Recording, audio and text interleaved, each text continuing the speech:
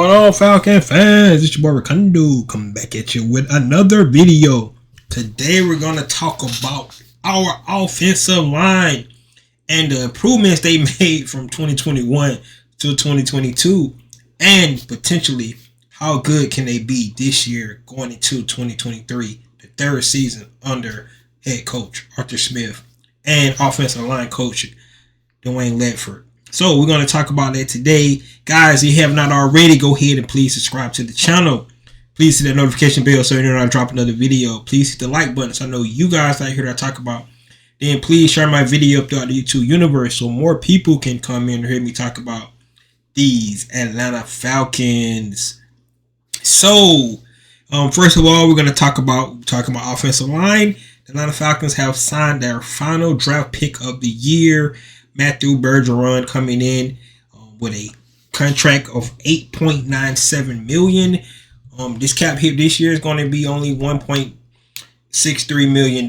So all the draftees are signed. Falcons are locked and loaded and ready to go. And since we're talking about offensive line, it's good that Matthew Bergeron is ready to go, ready to get out there and compete for that left guard position, which in the end, I really believe that he's going to be the starter there at day one. But what I want to talk about today, guys, we really, talked about offense, how explosive it can be and things like that. But in reality, it only is going to start with how well this offensive line can play this year and continue to do the things they did last year. So first of all, I just want to talk about, guys, go back to my videos last offseason, and the offensive line was really one of the position groups that I really had a concern about. It was an issue at the right tackle position with Caleb McGarry, that competition there in training camp, what that was going to look like. Also at left guard position, Jalen Mayfield had the worst left guard seasons. Even though he was a rookie, he probably was the worst left guard in 2021. So it was a lot of issues that, coming into 2022 that we had with the offensive line. Well, as we all know, Caleb McGarry actually competed and won his right tackle position and, actually got himself into a contract year and played really well. We'll talk about him just a minute. Then that left guard position, we brought in Elijah Wilkins, came in, pretty much took the job from Jalen Mayfield. Jalen Mayfield got put in IR. Pretty much didn't see him for the rest of the season. But Elijah Wilkins came in, played well at that left guard position. However, he went down. But everybody that came in at left guard position actually filled in, really well, as a platoon coming in, switching in and out. Matt Hennessy came in at the end of the season, played well. That's right. Matt Hennessy right now is that starting left guard for us, competing with our rookie second round pick, Matthew Bergeron. So that was really the issue. Another battle in camp last year was that center position, right? Matt Hennessy and Drew Dalman was going back and forth at the center position, and Drew Dalman actually beat out Matt Hennessy. Now, so going into 2022, we was up in the air, wasn't sure what we was going to get out of this offensive line, and lo and behold, they had a complete turnaround from 2021 to 2022. I mean, just some of the things that you want to talk about. The Atlanta Falcons had the best run blocking percentage according to PFF last year. That says a lot, right? The year before with Matty Ice, could not really run the ball that well, but come in from that first year 2021 to 2022 have the best running percentage as offensive line. Just 1 year later, it shows a lot of growth, in this offensive line, the chemistry they developed, and the coaching staff being able to make sure these guys understand the scheme, understand what they actually them to do, and they actually improve so much. Now we talk about, you see these two guys on the screen, Chris Lindstrom and Caleb McGarry. These guys been playing with each other for the last 4 seasons. And I think it was really important for the Atlanta Falcons to bring back Caleb McGarry. At first, we thought he was going to get it at $17 million mark, and kind of thought that was going to be too high for him. But he came in lower than that, and the Falcons, in my to my point of view, actually got a good deal for Caleb McGarry, bringing him back on that 3-year deal. But these guys have chemistry. They actually have the best run blocking tandem in the league. Chris Lindstrom coming in being the best right guard, run blocker, guard overall in the league, and Caleb McGarry being second tackle in the league at run blocking. So both of these guys are great tandem. So running to the right really well for the Atlanta Falcons last year. And then if you look at on the left side, of course, Jake Matthews was over there with, like I said, a platoon of guys coming in and out. Jake Matthews was actually 26 out of 81 in the run blocking and 12th in pass blocking. So once again, Jake Matthews, solid, not no stellar Pro Bowler or anything like that, but just a solid left tackle who's been with us for the longest doing his job. But that chemistry on the offensive line is definitely what we're trying to get out of, these guys this year. Now, one concern that we definitely might want to be looking at is the center position.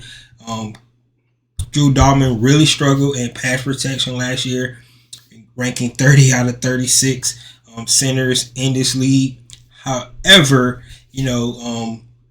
did see improvement throughout the season for Drew Dalman, and he actually had his complete year as a starter. So hopefully we can see Drew Dalman have that jump, understanding the offense more.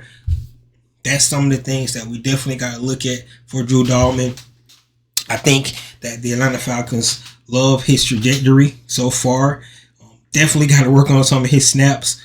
I thought he had some bad snaps last year to Marcus Mariota, even though Marcus Mariota dropped the ball himself a couple of times. But that center snap quarterback exchange was not really good at some points during the game last year. And a lot of people was calling for, Drew Dalman to be pulled because it cost us some games, or it could have cost us some games. So definitely got to clean that up, the center quarterback exchange for that. But I believe Drew Dalman coming to his third season now. Is this third season? Yes, his third season. Definitely have an opportunity to actually do something himself, and actually be the center that we need him to be. Of course, the Atlanta Falcons could definitely go into free agency if they're not comfortable with Drew Dalman, bringing a guy like Ben Jones. But I really believe that Atlanta Falcons like the center position, and I think they're going to stick with Drew Dalman. Going to that left guard position, like I said, I really believe Matthew Bergeron is his job.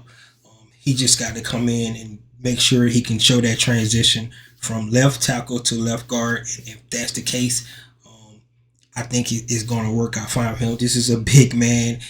He has the mobility to play inside. Of course, everything's happened a little bit faster on the inside, but I believe that Matthew Bergeron can do that and can accomplish that. So looking at the Atlanta Falcons this year, with Desmond Ridder at quarterback, I really believe that once again we have a mobile guy, not a guy that's going to be able to just stand back there, and he can move around and be able to get out of some sticky situations, with pressure coming at him, and make things happen, extend plays, be able to get the ball down the field, and he actually can take off and get first downs as well. Not as dynamic as a guy like Marcus Mariota was last year, but Desmond Ridder has the athletic ability. More of a guy that's going to get out of trouble, kind of like when Arthur Smith had a guy like Ryan Tannehill.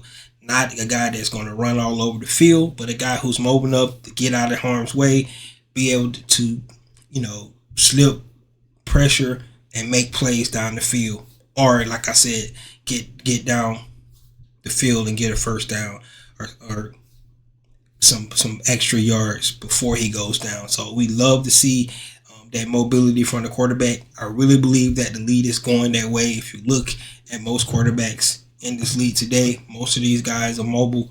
Most of these guys can get out of harm's way, and we have a really athletic quarterback. People might not realize that, but Desmond Ritter is really a mobile, athletic guy. So that's going to help our offensive line as well. Now, bringing in the addition to a guy like Bijan Robinson, only is going to add to that run game. If you look at what Tyler Erjul was able to do last year, 1,035 yards. We know he had a slow start to start the season. Didn't even play the first game, but really picked it up throughout the season. And if you plug a guy like Bijan Robinson in there, along with another guy like Cordero Patterson, I believe this run game can continue to be dynamic and open up holes for all these guys. Now, the key is, can we pass the ball better down the field? I think we're going to actually be more balanced this year, which means that the passing game is going to be on display a little bit more. That means our pass protection has to stand up with this offensive line. But one good thing about these guys is they're still young, right? Besides Jake Matthews, we got some young guys. We just got Chris Lindstrom and Caleb McGarry just going into their second contract. Matthew Bergeron just got drafted this year. Drew Dahlman, like I said, going into his third season. And Jake Matthews got, have that bloodline. So, no telling how long that he can actually, play out there at left tackle. So, you got to love the chemistry of this offensive line. The last time we had a good, solid offensive line was back in 2016, 2017. And guys, we know how those two seasons went. That was our last time we actually went to the playoffs. Of course, one of those years went to the Super Bowl. So we have to make sure that this offensive line comes in this year. Competition at that left guard position, which at the end of the day, I believe Matthew Bergeron is going to win it. Also, you got to make sure that you're going to actually have your depth behind. You're always going to make sure who's going to be that swing tackle, who is going to end up being, who's going to be the guy that can play either guard or center. Could be Matt Hennessy, could be at that spot. We did get word that a guy like Jalen Mayfield actually been playing on the right side, playing behind Chris Lindstrom at right guard and playing some right tackle. So it looks like they have moved him from the left side of the ball and put him back on the right side where he actually has some experience playing in college. And if you guys recall, last season, his rookie season, he actually played a lot of right tackle before our then starting left guard went down with a broken hand, and we had to actually bring in Jalen Mayfield to start the season, which that was not the plan. For Jalen Mayfield to start at left guard. But, we know how that turned out. Really going up against the Philadelphia Eagles defensive front in the first game of the season was not good for young Jalen Mayfield. So, guys, I really want to hear from you guys. Let me know what you think about this offensive line. Can they even improve from 2021 to 2022? Now going into 2023, can they even be better than they was last year? These guys ranked fourth in rushing last year. Can they be better than that? Right? Adding a guy like Bijan Robinson you expect them to actually have more dynamic runs, and it's always going to count because of these guys up front. I can't wait to see what these guys do. Knock on wood, they can stay healthy throughout the whole season. I believe that we can have one of the best offensive lines in the league this year. And this is your boy Ricondo coming back at you with another video. Peace.